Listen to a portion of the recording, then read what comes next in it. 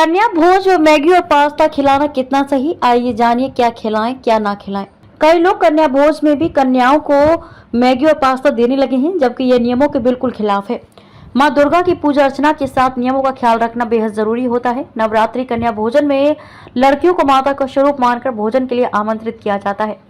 मान्यता है कि यदि कन्या भोज में आई लड़कियों के चेहरे पर प्रसन्नता और संतोष का भाव दिखाई दिया तो मानो माता प्रसन्न हो गई। इस लालच में कई लोग लड़कियों को कन्या भोज में मैगी और पास्ता देने लगे हैं, जबकि यह नियमों के बिल्कुल खिलाफ है। पंडित उत्कर्ष शर्मा के अनुसार मां दुर्गा की पूजा अर्चना के साथ कन्या भोज में भी विशेष बातों और नियमों का ख्याल रखना बेहद जरूरी होता है।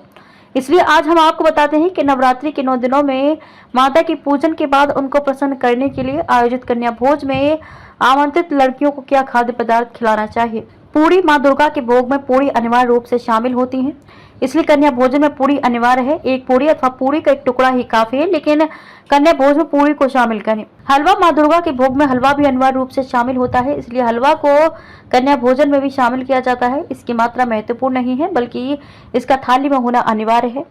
खीर मां दुर्गा को खीर प्रिय है, इसलिए उनके भोग में खीर की कटोरी हमेशा होती है और जो मां दुर्गा को प्रिय है। वहीं कन्याओं को भोजन के रूप में परोसा जाता है काले चने अत्यंत पौष्टिक होते हैं। यही कारण है कि ऐसे कन्या भोज में शामिल किया जाता है। इसके कारण लड़कियों को भरपूर मात्रा में पोषण मिलता है। फल कन्या भोज में फल को अनिवार्य रूप से शामिल किया जाना चाहिए। मां दुर्गा के भोग में भी फल शामिल किए जाते हैं। कन्या भोज सात्विक होता है। मां दुर्गा के भोग में शामिल खाद्य पदार्थों के अलावा कन्या भोज में मौसम के अनुसार उपलब्ध सब्जियां, दाल चावल एवं अन्य क्षेत्रीय व्यंजन शामिल किए जा सकते हैं, परंतु ये अनिवार्य होता है कि कोई भी खाद्य पदार्थ ऐसा नहीं होना चाहिए जो स्वास्थ्य के लिए तनिक भी हानिकारक हो। कन्या भोज सात्विक होता है। इसमें प्याज एवं लहसुन इत्यादि का प्रयोग कठोरता पूर्वक वर्जित किया गया है। कन्या भोजन के लिए शास्त्रों के अनुसार दिशा निर्देश भोजन ताजा एवं साफ सुथरा होना चाहिए। भले ही कन्या भोज की थाली कितनी भी छोटी हो, परंतु गुणवत्ता से समझौता नहीं होना चाहिए। यदि कन्या भोज में मां दुर्गा का पूरा भोग संभव न हो तो केवल हलवा पूरी से भी माता प्रसन्न हो जाती हैं।